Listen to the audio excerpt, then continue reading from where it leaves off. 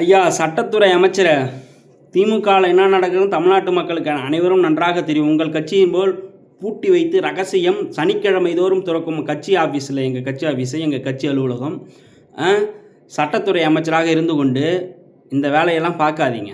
திமுகவில் என்ன நடக்கிறது போன்னு தமிழ்நாட்டு மக்களுக்கு நன்றாக தெரியும். உனக்கு என்ன பிரச்சனை? உன் கட்சியில் முதல்ல யார் நிர்வாகி, யார் தலைமை நிர்வாகி, யார்கிட்ட போய் முறையிடணும், யார் எந்த பொதுச் செயலாளர்னு உனக்கு முதல்ல தெரியுமா? சரி விட, கட்சியை விட்டு, நீ சட்டத்துறை அமைச்சர் தானே. ஏன்டா கர்நாடகா அங்கே தண்ணி தர மாட்டேன்னு பிடுங்கிட்டு இருக்காங்க, கத்திக்கிட்டு கிடக்கிறான் கர்நாடகாக்காரன். அவனை எதிர்த்து உன்னால் ஒரு பேச முடிஞ்சுதா? இதில் சட்டத்துறை அமைச்சர் வேறு. நான் என்னத்த சொல்கிறதுன்னு தெரியல. வாய்க்கு உங்கள் சிஎம் சொல்கிற மாரி நல்லா வாயில் வந்துடும். தேவையில்லாத வேலைலாம் பார்க்காதீங்க சாரே. ஆட்சி நிர்வாகத்தில் போய் மக்களுக்கு நல்லது செய்ய, ஆக்கப்பூர்வமான பணிகள் செய்யுங்க. அதை விட்டுட்டு இன்னும் திமுகன்னு எத்தனை காலத்துக்கு பிடிச்சி வருவீங்க?